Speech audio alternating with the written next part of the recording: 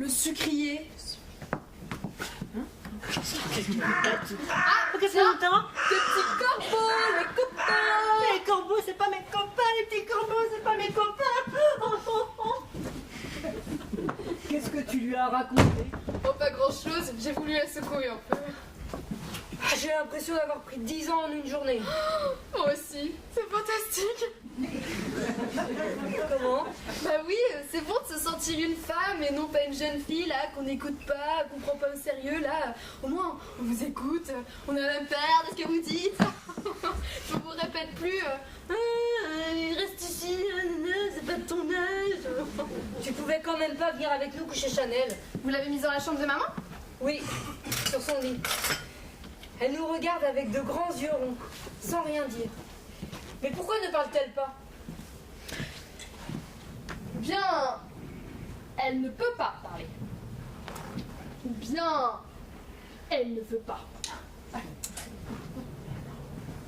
Elle cache quelqu'un. Oh, c'est impossible. Donc, tu as déjà tiré au revolver? Laisse-moi tranquille. Bah pourquoi?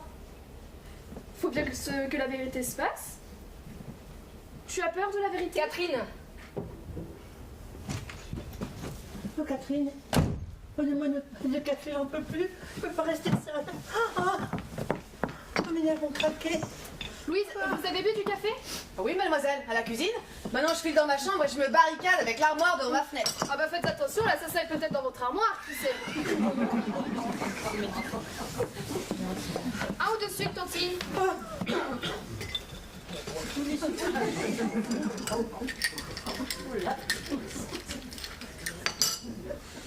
On s'est pas tout cru. Oh, mes nerfs vont lâcher.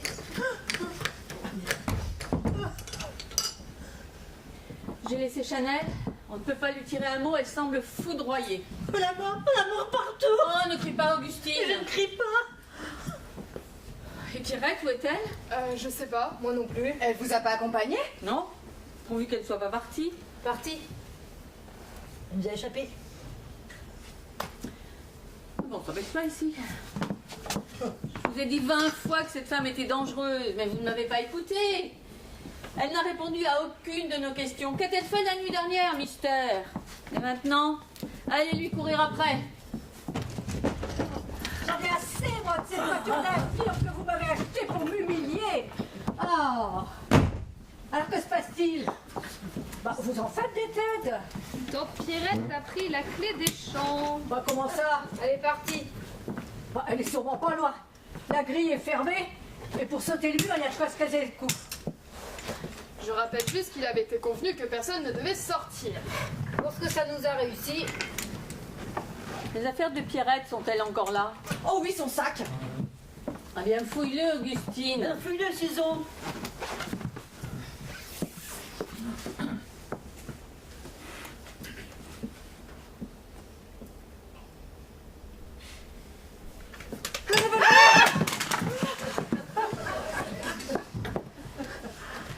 Qui avait raison?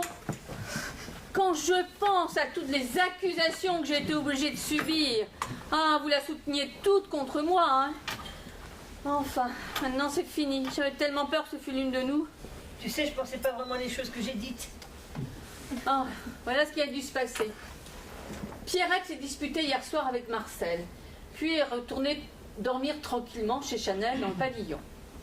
À l'aube, elle est revenue tuer Marcel. Et au lieu de rentrer chez elle, comme elle nous l'a dit, elle a attendu le moment opportun pour faire sa réapparition ici, prétextant un mystérieux coup de téléphone. Tu crois? Étant dans la place, elle a mis de la morora dans l'assiette des chiens, a volé le revolver, a voulu supprimer ou intimider son ami Chanel qui en savait trop long. Croyez-moi, tout s'enchaîne, tout s'éclaire. Louise, ramassez les tasses et partons toutes à sa recherche. Oh, madame. Le café. Quoi, le café? Je me souviens maintenant. J'ai laissé mademoiselle Pierrette seule dans la cuisine avant qu'elle ne se sauve. Et j'ai laissé seule en face de la cafetière. Oh, nous sommes empoisonnés. C'est moi qu'on est plus de table. Madame, vous croyez? Mais allez chercher du lait, vite. Ah mais je veux pas mourir, hein! Oh, Catherine, ne crie pas. Je veux pas mourir comme les chiens! Voilà le lait.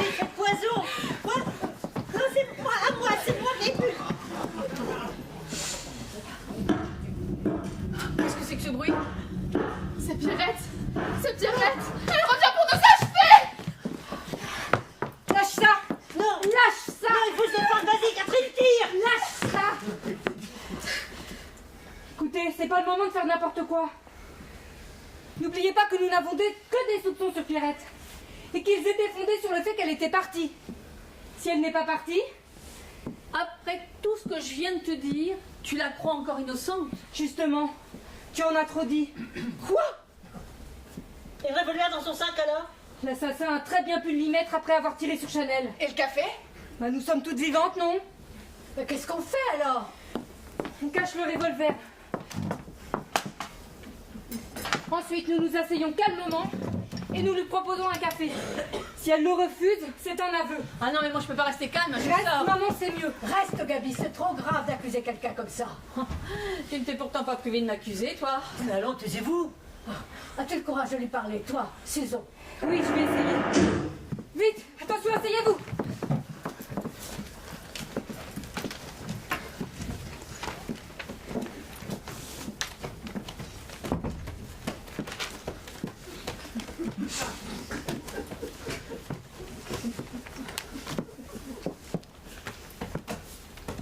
Où étiez-vous, Pierrette? Dans la salle de bain. Malade. Où est Chanel? Où l'avez-vous mise? Sur le lit de maman. Elle est morte? Non. Rassurez-vous, l'assassin l'a manqué. Elle a une faiblesse. A-t-elle parlé? Elle n'a rien dit, rassurez-vous. Vous voulez un café? Oh non, merci, je suis déjà trop nerveuse. Pierrette, buvez cette tasse de café. Vous êtes aimable, mais non merci. Buvez ce café. Pourquoi j'en bois jamais? Buvez ce café. Buvez ce café. Mais pourquoi tenez-vous tant à me le faire boire? Et pourquoi tenez-vous tant, vous, à ne pas le boire? Ah, j'ai compris. Vous êtes toutes complices. Vous avez assassiné mon frère et maintenant vous voulez me supprimer comme vous avez essayé de supprimer Chanel. Mais pourquoi voulez-vous me tuer? Mais nous ne voulons pas vous tuer. Mais il se passe que nous avons tous bu du café ici. Regardez, nos tasses sont vides. Et nous avions cru que vous étiez partis en empoisonnant le café. Moi? Oui, alors prouvez-nous le contraire en en buvant. Bah, si tout le monde en a bu, je peux boire sans crainte.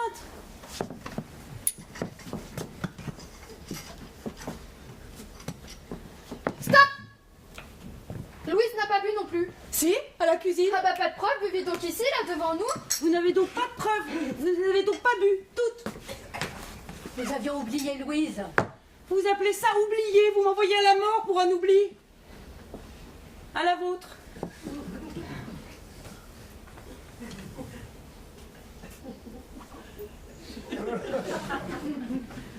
Eh bien, buvez, Louise, qu'est-ce que vous attendez?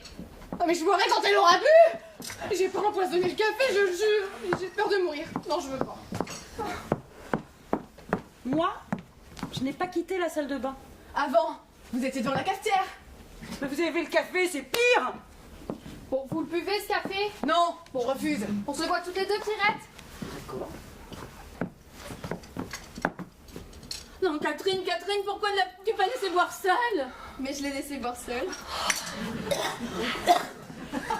Qu'est-ce que tu fais? Oh non, c'est trop pénible, je deviens folle. Je ne veux pas voir mourir quelqu'un. Non, non, non. Mais c'est non. rien, maman, c'est Pierrette. Mais quand même. Quand même. Oh, non, non, non, non. Non. Allez, range-la, mets-la de côté. Ah non, non, non, non. Voilà, comme ça, nous allons tranquille. Quoi? Comment vous sentez-vous? Ça va, ça va. Mais j'aimerais bien savoir la raison pour laquelle vous êtes toutes liées contre moi. La raison. La voici. Ce revolver trouvé dans votre sac. Mais on l'y a mis, je vous le jure. Évidemment. Bah, ce sera facile à prouver. Quand la police l'examinera, elle ne trouvera pas mes empreintes. Tandis que vous l'avez toute tripotée. J'avais pas pensé à ça. L'assassin nous a isolés pour que la police ne soit pas avertie. Vite, il faut sortir de la maison. C'est une question de vie ou de mort. Et puisque le portail est fermé, Eh bien, passons par-dessus, prenons l'échelle du jardinier, je sais pas. bon, Essayons. allons-y, allons-y. Maman, surveille Pierrette. Oh, ce drame m'a tué. Il ne me reste plus qu'à me terrer dans ma petite ville. Jolie petite ville. Qu'est-ce que vous dites? Je n'ai rien dit. Mais votre sourire est bavard. On a beaucoup dit de choses sur mon sourire, mais qu'il soit bavard, jamais. Et puisque nous sommes là toutes les deux, dites-moi merci et n'en parlons plus. Merci de quoi? D'avoir tenu ma langue. À quel propos? À quel propos? Je vous ai souvent vu de loin et je vous enviais. De quoi? De pouvoir jouer sur les deux tableaux. Je n'ai jamais eu de talent pour les devinettes. Vous avez un amant. J'ai un amant, c'est votre dernière trouvaille. Ah non, ma première, je le sais depuis longtemps. Autrement dit, j'ai tué mon mari parce que j'ai un amant. Oh non, j'ai pas dit ça, d'ailleurs ce serait trop simple. Si toutes les femmes qui ont un amant tuaient leur mari, il n'y aurait plus de mari sur terre, ni d'amant d'ailleurs car ce sont les mêmes. Et après, si j'ai un amant, qu'est-ce que ça change? Vous voilà bien avancé, personne ne vous croira. Mais je n'ai jamais eu l'intention de le dire. Mais quel but poursuivez-vous? Aucun, je sais que vous avez un amant, c'est tout. Ah, c'est du chantage. Non, de la curiosité. Et vous ne croyez pas, si j'étais l'assassin, que votre curiosité, comme celle de votre amie Chanel, pourrait vous jouer un vilain tour? Ben j'en prends le risque. Courageuse? Non, peureuse en général. Comment un homme peut-il vous aimer? Vous vous croyez sans doute plus désirable que moi. Oh, le désir chez un homme n'est bien souvent qu'un vice que l'on cultive. N'est-ce pas? Vous ne croyez pas que nous nous égarons, là? Ah, si toutes les femmes se serraient les coudes, elles mèneraient le monde pour de bon. Car nous croyons le mener. Et les hommes nous entretiennent dans cette illusion. Entre eux, ils sont d'accord, croyez-moi. Les hommes vous ont donc fait tant de mal? Oui. Même Marcel? Surtout Marcel. Le mal fait par les autres hommes, je m'en fiche. Je l'ai rendu et bien. Mais j'étais trop déçue, écœurée. Alors j'ai voulu rentrer dans l'ordre. Le seul parent qui me restait, c'était mon frère. Et quand je suis arrivée ici, il a été lâche. Je lui ai fait peur, je lui ressemblais trop. Il m'a fermé sa porte, renvoyé à mes aventures. Ça, je ne l'oublierai jamais. Alors pour l'embêter, je l'ai obligé à me recevoir la nuit, à me donner de l'argent. Louise a bien entendu. Si tu ne me donnes pas cet argent, je te tue. Quand on a une sœur qui est dans le pétrin et qu'on ne l'aide pas à se relever, ça se paye. Mais tout ce que vous dites joue contre vous. Oh non. On ne tue pas la vache à lait. Ni vous, ni moi. Pensez donc que je suis innocente. Oh, certainement. Pierrette, je voudrais vous dire merci pour votre discrétion. Oh, Pas pour moi, mais pour mes filles. oh, vos filles. Et puisque vous me faites confiance, j'ai quelque chose de pire à vous dire. Allez-y. À l'heure qu'il est, je devrais être loin. Mes valises étaient prêtes, je quittais Marcel ce soir. Vous quittiez Marcel? Ouais. Comment y croire, hein? Mon mari assassiné le soir où je le quitte, c'est atroce. Marcel s'est-il rendu compte de quelque chose? Non, sûrement pas. Pauvre Marcel. Il a toujours tout gobé. Et moi maintenant, qu'est-ce que je vais devenir? Pierrette, l'argent que Marcel vous a refusé, je vous le donnerai. Bah, j'ai menti, il me l'a pas refusé. Vous l'avez donné, mais pourquoi ne pas l'avoir dit? Bah, je pouvais pas le prouver, je ne l'ai plus. Ouais, qu'en avez-vous fait? Je l'ai donné à un homme que j'aime. Donné? Oui, je paye, moi aussi, quelquefois, ça m'arrive. Il avait besoin de cet argent pour un voyage. Un voyage. Et combien Marcel vous a-t-il donné? Il me fallait 500 000 francs. Ancien. 500 000 francs, il vous les a donnés? Oui. Mais qu'est-ce que vous avez? Vous êtes toute pâle. Pierrette, cet homme à qui vous avez donné les 500 000 francs, le nom, dites vite. Mais de quoi avez-vous peur? Ces 500 000 francs étaient dans une enveloppe? Oui, une grande enveloppe bleue. Non. Non, c'est impossible. Vous n'allez pas me dire que... Qui est votre amant? Comment vous ne le savez pas? Non. Mais c'est l'associé de mon mari. Jacques! Jacques Farnoux. Jacques, votre amant? Oui, c'est mon enveloppe. C'est mon argent. C'est l'argent de Marcel que Jacques vous a donné. Vous pouvez la reprendre. Mais l'enveloppe est vide. Oh, l'argent n'y est plus, quelqu'un s'appelle. Jacques! Vous me l'avez pourri avec votre dignité, avec votre air tranquille de femme bien nourrie, bien soignée, la vie facile, sans peur du lendemain. J'ai envie de vous étrangler, de vous crever les yeux. Pourquoi est-ce que je m'en prive? Au secours! Lâchez cette arme. Bah allez-y. Tirez. C'est l'affaire d'une seconde. Un peu de cran, tirez. Liquidez-moi comme vous avez supprimé les autres. Ceux qui vous gênaient.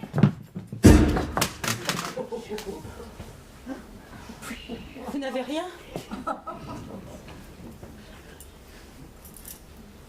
Non, rien. Et vous? Rien. On l'a échappé belle. Dieu nous a épargnés. Nous ne méritons guère son indulgence. Peut-être que si. Il voit les choses de haut. Nous ne devons pas être jolis à regarder.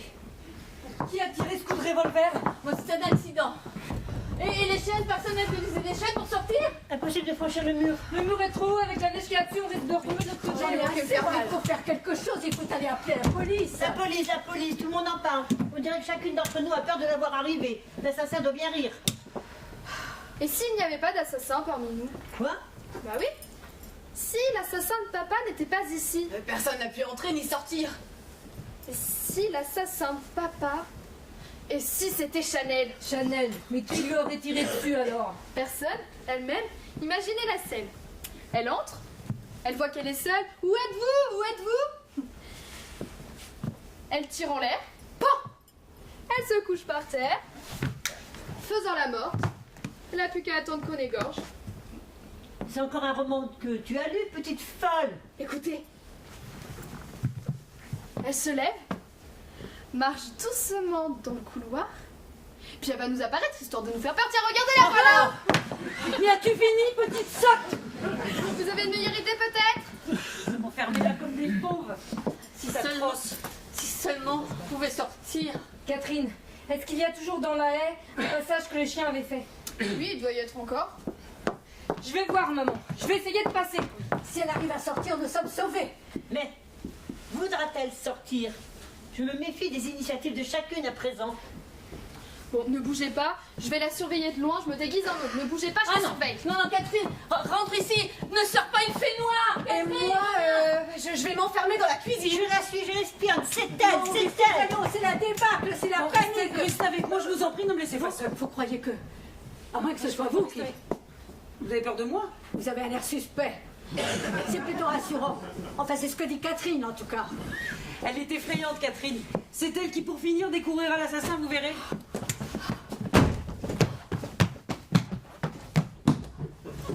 Vous n'avez pas vu Catherine? Elle est passée devant moi comme une folle. Il paraît qu'elle a fait une découverte sensationnelle. Mais elle est tellement menteuse. Mais quelle découverte!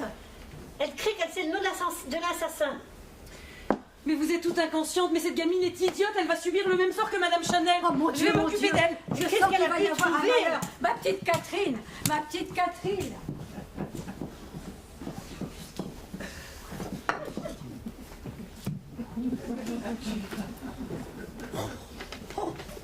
Voleuse! Profite de tes derniers instants de liberté. Tu as perdu. Catherine sait le nom de la coupable. Tu vas passer le reste de ton temps en prison. Et n'oublie pas, tu ne verras plus jamais ton amant. N'oublie pas que j'écoute aux portes. Sale voleuse, rends-moi l'argent de l'enveloppe. Mais quelle enveloppe? Sale voleuse, tu me détestes, hein, tu me fais payer ta vie ratée. Ah! Assassin! Assassin! Je n'ai pas vu Catherine! Mais qu'est-ce que vous avez encore? Vous vous disputiez? Mais Catherine est en danger de mort, c'est gare le moment! On l'a retrouvée, cette gamine? Par ici! Venez vite! Ici!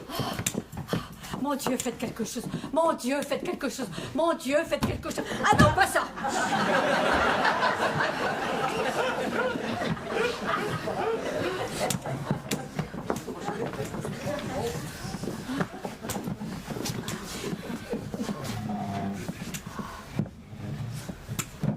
Elle est morte? Non, assommée. Regardez ce qu'on a retrouvé près d'elle.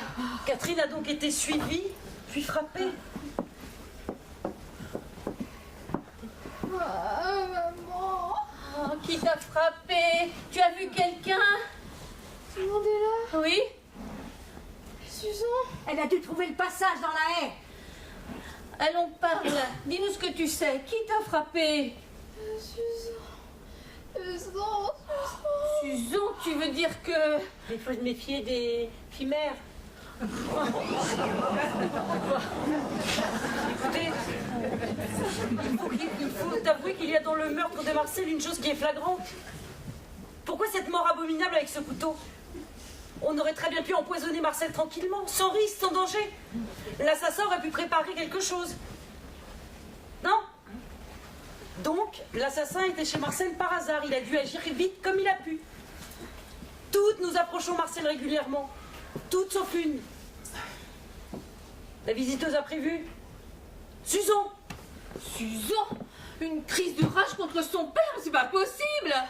Tu ne pensais quand même pas qu'il allait lui donner sa bénédiction, Mais non? pourquoi pas?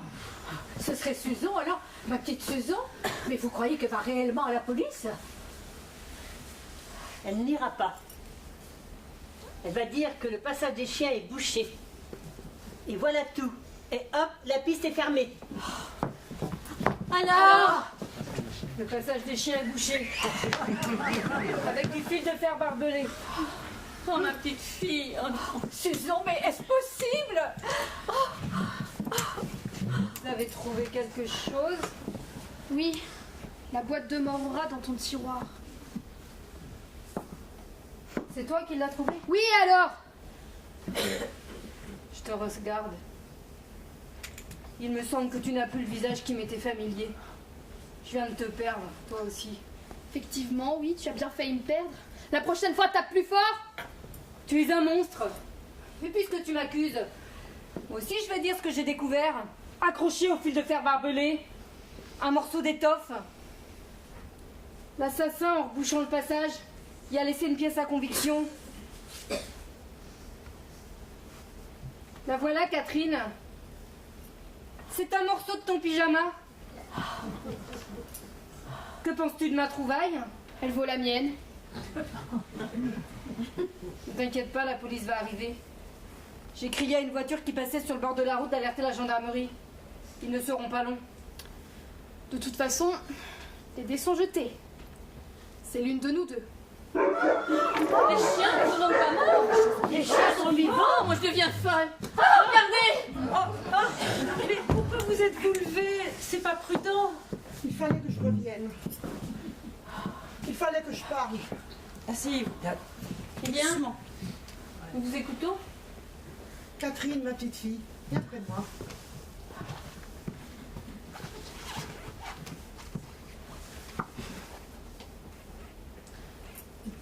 On peut savoir ce que signifient tous ces mystères. Tu sais tout, n'est-ce pas? Oui.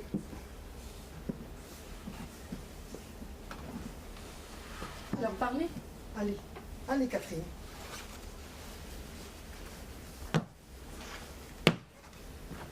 Alors écoutez-moi bien. Un beau conte de Noël. Il était une fois un brave homme entouré de 8 femmes.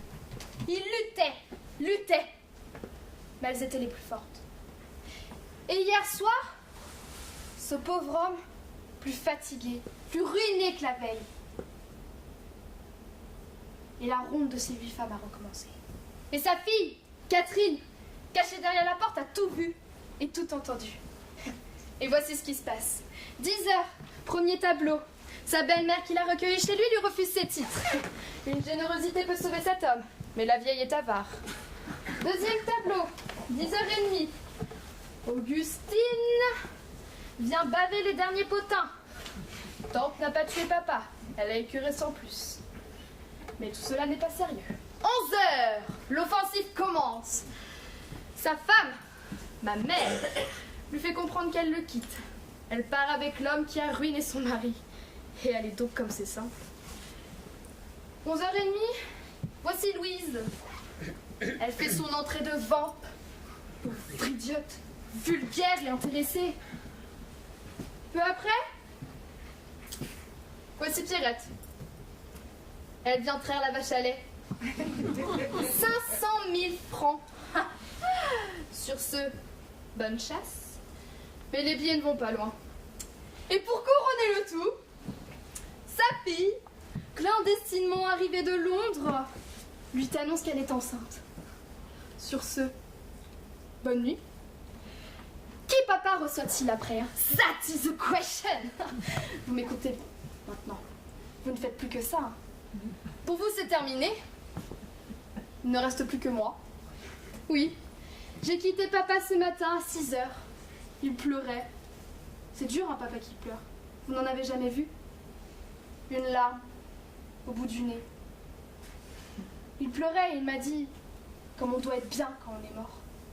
Alors j'ai juré de faire son bonheur. Il pleurait encore et il m'a dit tu es une gentille petite fille, Catherine. Tu ne te laves pas les mains, mais il ne me reste plus que toi au monde. Alors j'ai juré de faire son bonheur. Juré de faire son bonheur. Alors, papa, bien libéré de vous toutes, attends que sa petite Catherine, elle vienne le chercher loin, très loin, pour partir tous les deux. Oui, parce que j'ai subtilisé la clé de la chambre pour qu'on lui fiche la paix. J'ai coupé les fils du téléphone, j'ai détraqué la voiture, j'ai endormi les chiens. Bref, j'ai tout prévu, tout monté, même en attentat contre moi-même. Et vous avez marché. Mais vous avez marché parce que papa il est bien vivant derrière cette porte. Il est vivant. Mais c'était ça ma force à moi, ce qui me permettait de vous juger avec humour. Mais oui. Mais papa, tu en as assez entendu? Non, ne pleure plus, les dames de la maison n'en valent pas la peine. Bon, écoute, tu as déjà vu le malade imaginaire? Non? Eh bien, dans le malade imaginaire, le type fait le mort pour savoir ce que pense sa femme, sa fille et le reste de la maison. Alors regarde sur ton lit. Je colle ce coupe-papier dans le dos de ton pyjama, genre poignard. Je renverse de l'encre rouge partout. Il m'a d'abord regardé avec un drôle d'air, comme s'il faisait ma connaissance. Puis il s'est mis à rire. Mais à rire, ça lui a fait du bien de rire. Alors papa, tu en as assez entendu? Alors j'arrive, la clé de la chambre. Mais papa, c'était pour rire! C'était pour rire! Maintenant, c'est vraiment vous qui l'avez tué!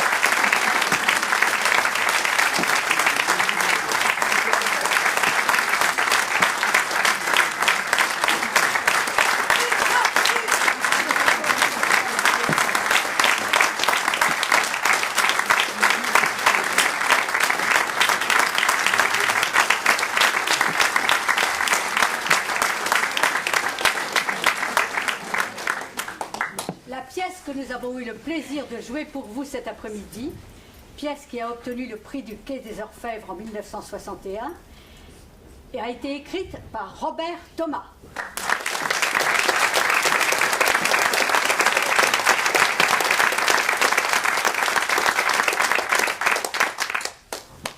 Elle vous a été interprétée par Nadia Seffer.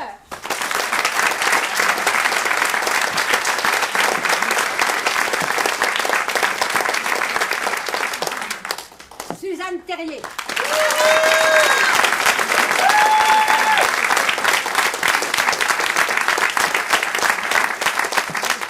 Germaine Hervaux.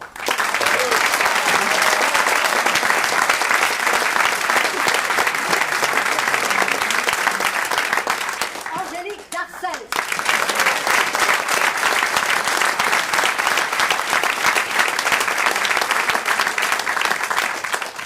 Mélodie M. Barret.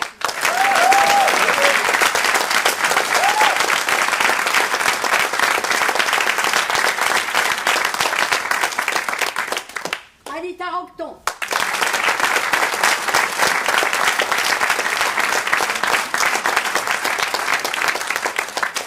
Sylvie Beauchat.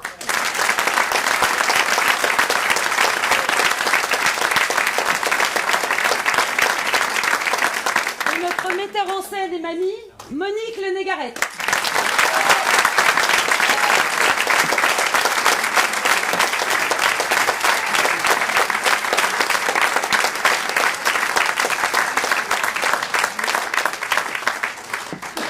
Les décors ont été réalisés par Georges Lemons.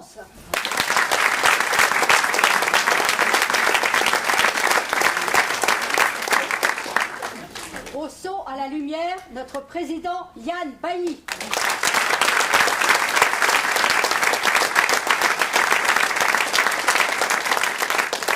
Alors je ne citerai pas les monteurs et démonteurs des décors parce que j'ai peur d'en oublier certains, mais ce qui est sûr, c'est que sans eux, on ne serait pas grand-chose.